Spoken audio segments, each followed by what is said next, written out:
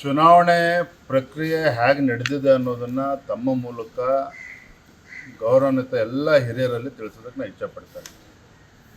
ನಾನು ರಾಜ್ಯದ ಅಧ್ಯಕ್ಷನಾಗಿ ಯಾವುದೇ ಜಿಲ್ಲೆಯ ಅಭಿಪ್ರಾಯವನ್ನು ಕೂಡ ಕೊಟ್ಟಿಲ್ಲ, ಕೊಡೋದಕ್ಕೆ ಅವಕಾಶವೂ ಕೂಡ ಇಲ್ಲ. ಕೇಂದ್ರದಿಂದ ನಮ್ಮ ಕ್ಯಾಪ್ಟನ್ ಗಣೇಶ್ ಕಾರ್ಣಿಕ್ ಅವ್ರನ್ನ ಚುನಾವಣೆಯ ಒಂದು ಜವಾಬ್ದಾರಿಯನ್ನು ಅವ್ರಿಗೆ ಕೊಟ್ಟಿದ್ರು. 13 ಜನ ಅಬ್ಸರ್ವರ್ಸ್ನು ಕೂಡ ನೇಮಕ ಮಾಡಿದರು, ವೀಕ್ಷಕರನ್ನು. ಪ್ರತಿಯೊಬ್ಬ ವೀಕ್ಷಕರಿಗೂ ಕೂಡ 3 ಜಿಲ್ಲೆ ಜವಾಬ್ದಾರಿಯನ್ನು ಕೂಡ ನೀಡಲಾಗಿತ್ತು. ಪ್ರತಿ ಜಿಲ್ಲೆಗೂ ಕೂಡ ಚುನಾವಣಾಧಿಕಾರಿ, ರಿಟರ್ನಿಂಗ್ ಆಫೀಸರ್ ಮತ್ತು ರಿಟರ್ನಿಂಗ್ ಆಫೀಸರ್ ಕೂಡ ನೇಮಕಾತಿ ಆಗಿದೆ. ಮತ್ತು ರಿಟರ್ನಿಂಗ್ ಆಫೀಸರು ಮತ್ತು ರಿಟರ್ನಿಂಗ್ ಆಫೀಸರ್ ಅವರ ನೇತೃತ್ವದಲ್ಲಿ, ಅವರ ಸಮಕ್ಷಮದಲ್ಲಿ ಆ ಜಿಲ್ಲೆಗಳಲ್ಲಿ ಎಲ್ಲ ಪ್ರಮುಖರ ವಿಶ್ವಾಸಕ್ಕೆ ತೆಗೆದುಕೊಂಡು ಅಭಿಪ್ರಾಯನ ಪಡೆದುಕೊಂಡು 3 ಹೆಸರುಗಳನ್ನು ರಾಜ್ಯಕ್ಕೆ ಕಳಿಸ್ಕೊಟ್ಟಿದ್ದಾರೆ.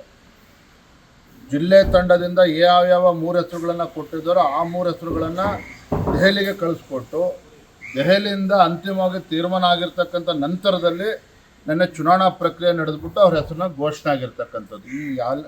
ಈ ಪ್ರಕ್ರಿಯೆಯಲ್ಲಿ ವಿಜಯೇಂದ್ರ ಅವರ ಪಾತ್ರ 0. ನಾನು ರಾಜ್ಯದ ಅಧ್ಯಕ್ಷ ಇರ್ಬೋದು, ರಾಜ್ಯದ ಅಧ್ಯಕ್ಷ ಇದ್ದರೂ ಸಹ ನನ್ನ ಜಿಲ್ಲೆ ಬಗ್ಗೆ ಅಭಿಪ್ರಾಯನ ಕೊಡ್ಬೋದೇ ಹೊರತು ರಾಜ್ಯದ ಯಾವುದೇ ಜಿಲ್ಲೆಗೆ ಅಭಿಪ್ರಾಯ ಕೊಡೋದಕ್ಕೆ ನನಗೂ ಕೂಡ ಅಧಿಕಾರ ಇಲ್ಲ. ಇದು ಎಲ್ಲರೂ ಕೂಡ ಗೊತ್ತಿರಬೇಕು. ಕಾರಣ ಏನಂದ್ರೆ ಇಲ್ಲಿ ಯಾರನ್ನೂ ಕೂಡ ಸುಧಾಕರ್ನೂ ಕೂಡ ದೂಷಿಸಕ್ಕೆ ಹೋಗೋದಿಲ್ಲ. ಈ ಚುನಾವಣಾ ಪ್ರಕ್ರಿಯೆ ಏನು ಅಂತೇಳಿ ಯಾರಿಗೂ ಕೂಡ ಗೊತ್ತಿಲ್ಲ, ಗೊಂದಲ ಇದೆ. ಯಾಕೆಂದರೆ ಮೊದಲ ಬಾರಿ ಇಡೀ ದೇಶಾದ್ಯಂತ ಇವತ್ತು ನಮ್ಮ ರಾಜ್ಯದಲ್ಲಿ ಏನು ಚುನಾವಣಾ ಪ್ರಕ್ರಿಯೆ ನಡೆದಿದೆಯೋ, ಚಿಕ್ಕಬಳ್ಳಾಪುರ ಜಿಲ್ಲೆನಲ್ಲಿ ಏನು ಚುನಾವಣಾ ಪ್ರಕ್ರಿಯೆ ನಡೆದಿದ್ದು, ಇಡೀ ದೇಶದಲ್ಲಿ ಇದೇ ವ್ಯವಸ್ಥೆಯಲ್ಲಿ ನಡೀತಾ ಇರ್ತಕ್ಕಂಥದ್ದು. ನಾನು ಹೊಸದಾಗಿ ಯಾವುದೋ ಒಂದು ಪ್ರಕ್ರಿಯೆ ಮಾಡೋಕ್ಕೆ ನನಗೂ ಕೂಡ ಅಧಿಕಾರ ಇಲ್ಲ. ಕೇಂದ್ರ ಎಲ್ಲವನ್ನೂ ಕೂಡ ಗಮನಿಸ್ತಾ ಇದೆ. ಎರಡನೇದಾಗಿ ಮಾನ್ಯ ಸುಧಾಕರ್ ಅವರ ಆಕ್ರೋಶಭರಿತ ಮಾತುಗಳನ್ನು ನಾನು ಕೇಳಿದ್ದೇನೆ. ಆಕ್ರೋಶಭರಿತ ಮಾತುಗಳನ್ನು ನಿನ್ನೆ ಸುಧಾಕರ್ ಅವರು ಏನು ಹೇಳಿದಾರೋ ಅದನ್ನು ಕೇಳಿದ್ದೇನೆ. ಒಂದು ರೀತಿ ವಿಜಯೇಂದ್ರ ಅವರು ನಮ್ಮನ್ನು ಸಮಾಧಿ ಮಾಡೋಕ್ಕೆ ಹೊರಟಿದ್ದಾರೆ. ನಾನು ತಮ್ಮ ಮೂಲಕ ಸುಧಾಕರ್ ಹೇಳೋದಕ್ಕೆ ಇಷ್ಟಪಡ್ತೇನೆ, ಈ ರೀತಿ ಹೇಳಿಕೆಗಳನ್ನು ದಯವಿಟ್ಟು ಕೊಡಬೇಡಿ.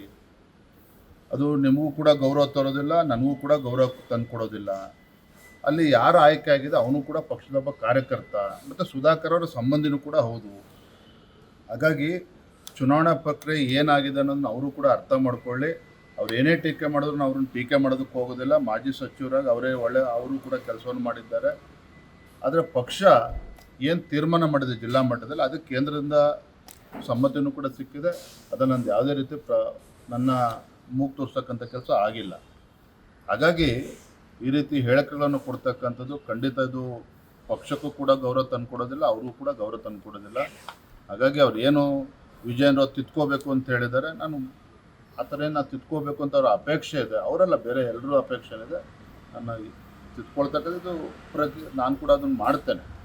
ಸುಧಾಕರ್ನ ಕೂಡ ಭೇಟಿ ಮಾಡ್ತೇನೆ. ಅವ್ರು ಯಾವ ರೀತಿ ನಾನು ತಿದ್ಕೋಬೇಕು ಅಂತ ಹೇಳ್ಬೇಕು ಅವ್ರ ಅಪೇಕ್ಷೆ ಇದೆ. ಅದ್ರ ಪ್ರಕಾರ ನಾನು ಕೂಡ ತಿದ್ಕೊಳ್ತೇನೆ. ಮುಗಿತು, ಇನ್ಮೇಲೆ ಯುದ್ಧ ಅಷ್ಟೇ. ಆ ರೀತಿ ಮಾತನಾಡ್ಬಾರ್ದು. ನಾನು ಹೇಳಿದ್ನಲ್ಲ, ನಾನೊಬ್ಬ ರಾಜ್ಯದ ಅಧ್ಯಕ್ಷ, ಇದೇನು ಮಂತ್ರಿ ಸ್ಥಾನ ಅಲ್ಲ. ನಾನು ಮನೆ ಮಾಟ ಬಿಟ್ಟು ಕೆಲಸ ಮಾಡ್ತಾ ಇದ್ದೇನೆ, ಪಕ್ಷ ಸಂಘಟನೆ ಮಾಡ್ತಾ ಇದ್ದೇನೆ. ಇದು ಪಕ್ಷ ಅವ್ರ ಸ್ವತ್ತು ಅಲ್ಲ, ನನ್ನ ಸ್ವತ್ತು ಅಲ್ಲ. ಲಕ್ಷಾಂತರ ಕಾರ್ಯಕರ್ತರು ಪಕ್ಷಕ್ಕೋಸ್ಕರ ದುಡಿತಾ ಇದ್ದಾರೆ. ಹಾಗಾಗಿ ಇದು ಪಕ್ಷ ನನ್ನ ಸ್ವತ್ತು, ನಾನು ಮುಂದೆ ಮುಖ್ಯಮಂತ್ರಿ ಆಗಬೇಕು, ಇದನ್ನು ಕಣ್ಮುಂದೆ ಇಟ್ಕೊಂಡು ಪಕ್ಷ ಸಂಘಟನೆ ಮಾಡ್ತಾ ಇಲ್ಲ. ಆ ರೀತಿ ಹಗುರವಾಗಿ ಮಾತಾಡ್ತಕ್ಕಂಥದ್ದು ಅವ್ರಿಗೆ ಶೋಭೆ ತರೋದಿಲ್ಲ. ಖಂಡಿತ ಆ ರೀತಿ ಮಾತನಾಡಬಾರ್ದು ಅಂತೇಳಿ ತಮ್ಮ ಮೂಲಕ ಆಗ್ರಹ ಮಾಡ್ತಾ ಇಲ್ಲ, ವಿನಂತಿ ಮಾಡ್ತಾ ಇದ್ದೇನೆ. Thank you. ಈಗ ಹೈಕಮಾಂಡ್ಗೆ ಏನಾದರೂ ಹೇಳ್ತೀರಾ ಸರ್, ಇಷ್ಟೆಲ್ಲ ಆಗ್ತಾ ಇದೆ? ಇಲ್ಲ ರೀ, ನೋಡ್ರಿ ಪಾಪ ಯಾರೋ ಒಬ್ಬರು ಅಪೇಕ್ಷೆ ಪಟ್ಟರು ಅಂತೇಳಿ ಅವ್ರು ಹೇಳಿದಂತೆ ಜಿಲ್ಲಾಧ್ಯಕ್ಷರು ಮಾಡೋದಕ್ಕೆ ಆಗೋದಿಲ್ಲ. ಮತ್ತು ಅದು ನನ್ನ ಪಾತ್ರನೂ ಇಲ್ಲ.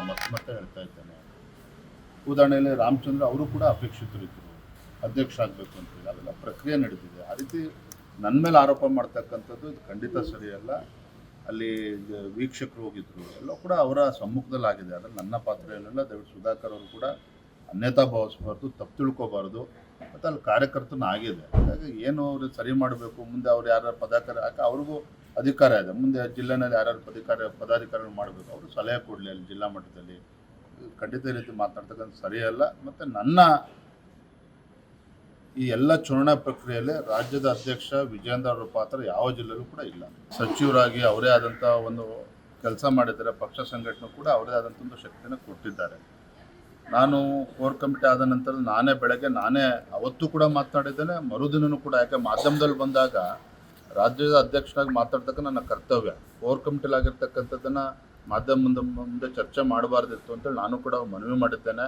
ಮತ್ತು ಏನೇ ಸಮಸ್ಯೆ ಇದ್ರೂ ಕೂಡ ಎಲ್ಲ ಹಿರಿಯರು ಕೂತು ಬಗೆಹರಿಸ್ಕೊಳ್ಳೋಣ ಅನ್ನೋ ಮಾತನ್ನು ಕೂಡ ನಾನು ಮಾತನಾಡಿದ್ದೇನೆ. ಶ್ರೀರಾಮುಲು ಗ್ಯಾರಂಟಿ ನ್ಯೂಸ್, ಸುದ್ದಿ ಖಚಿತ, ನ್ಯಾಯ ನಿಶ್ಚಿತ.